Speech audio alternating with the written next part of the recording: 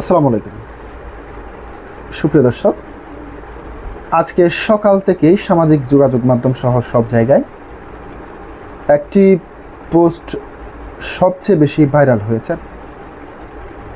সেই পোস্টটি হচ্ছে জামাত ইসলামের আমির ডক্টর শফিকুর রহমানের, যিনি পররাষ্ট্র বিষয়ক উপদেষ্টা ছিলেন, অর্থাৎ দলীয় যে পররাষ্ট্র বিষয়ক উপদেষ্টা ছিলেন, তাকে পররাষ্ট্র মন্ত্রণালয়ের মন্ত্রী পদমর্যাদায় পদায়ন করার জন্য একটি চিঠি দিয়েছেন শফিকুর রহমান। এই ধরনের একটি বক্তব্য সামাজিক যোগাযোগ মাধ্যম সহ সব জায়গায় প্রচারিত হয়েছে।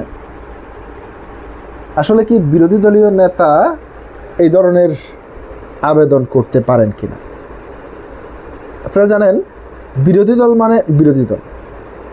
সরকারের যে সমস্ত সরকারের গঠনমূলক সমালোচনা করা কিংবা সরকারের কাজের ভুল ধরিয়ে দেওয়ার নামে হচ্ছে বিরোধী দল। যেমন সরকার প্রধান হিসেবে তারেক রহমানের যেরকম ভূমিকা রয়েছে, বিরোধী দল হিসেবে বিরোধী দলীয় নেতা জামাত ইসলামের আমির ডক্টর শফিকুর রহমানের ভূমিকাও কম নয়। অর্থাৎ সরকারি দলের যেরকম ভূমিকা, বিরোধী দলের ভূমিকা তেমন কম নয়। তবে স্বাধীনতার ইতিহাস থেকে শুরু করে শুধু শেখ হাসিনা সরকারের সময় এক টার্ম বাদ দিলে যতবারে বিরোধী দলে থেকেছেন, কোনো সময় 1991 সালের নির্বাচনের পরে আপনারা জানেন, কোনো সময় শেখ হাসিনা বিরোধী দলে থাকলে প্রধানমন্ত্রী ছিলেন খালেদা জিয়া, আবার খালেদা জিয়া বিরোধী দলে থাকলে প্রধানমন্ত্রী ছিলেন শেখ হাসিনা। এরকম নীতিতেই চলে আসছিল। ব্যতিক্রমধর্মী হলো যখন শেখ হাসিনা সরকার গঠন করার পরও বিরোধী দল খালেদা জিয়া ছিলেন। এর এক টার্ম পরে যখন যে নির্বাচনটি অনুষ্ঠিত হলো 2014 সালে যে নির্বাচন, সেই নির্বাচনে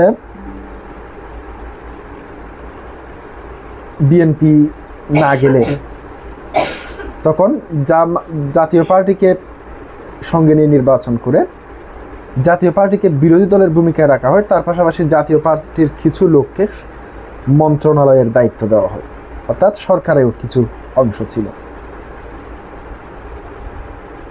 প্রিয় দর্শক, বিরোধী দল যদি হন, বিরোধী দলের কোনো সংসদ সদস্য কিংবা কেউই সরকারের অংশ হতে পারেন না। সরকারের অংশ বলতে আমি এটা বোঝাচ্ছি যে মন্ত্রী, প্রতিমন্ত্রী এ ধরনের কোনো কিছু থাকতে পারেন না। যদি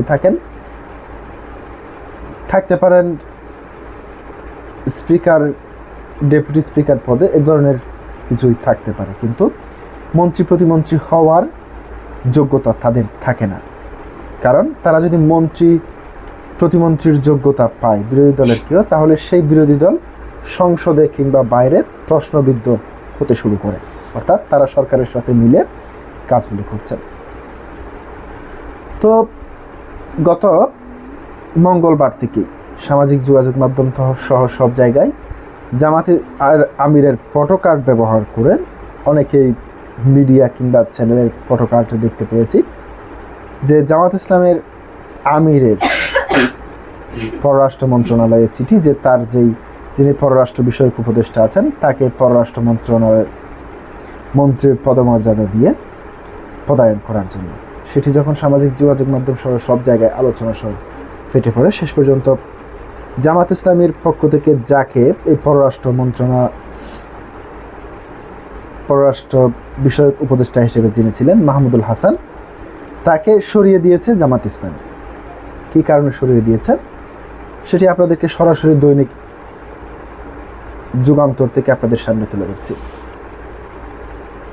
জাতীয় সংসদের বিরোধী দলীয় নেতা ও বাংলাদেশ জামাত ইসলামীর আমির ডক্টর শফিকুর রহমানের সম্মতি ছাড়াই তার দফতর থেকে পররাষ্ট্র মন্ত্রণালয়ে চিঠি পাঠানোয় তার পররাষ্ট্র বিষয়ক উপদেষ্টা মাহমুদুল হাসানকে অব্যাহতি দেওয়া হয়েছে।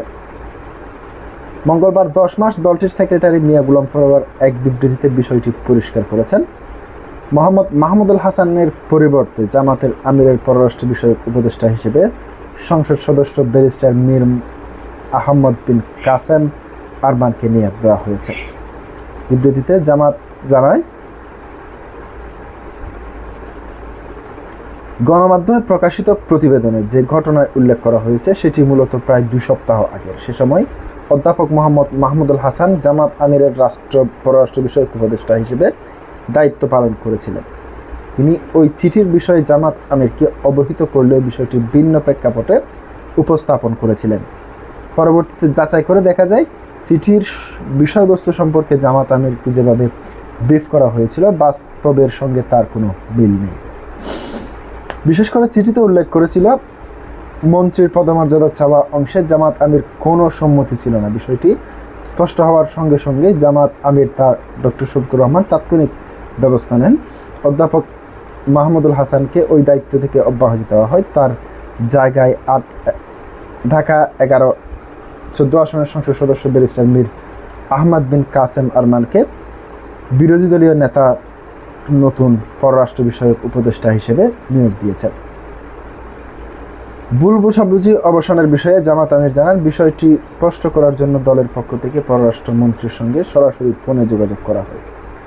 তাকে জানানো হয় যে ওই চিঠির বিষয়ে জামাতের আমির অবগত ছিলেন না। একই সঙ্গে আগের উপদেষ্টাকে অব্যাহতি দিয়ে নতুন উপদেষ্টা নিয়োগের বিষয়টি পররাষ্ট্র মন্ত্রণালয়ের সংশ্লিষ্ট কর্মকর্তাকে অবহিত করা হয়েছে। ফলে বিষয়টি এখন নিষ্পত্তি হয়ে গেছে। প্রিয় দর্শক, আজকে পর্যন্তই। আসসালামু আলাইকুম।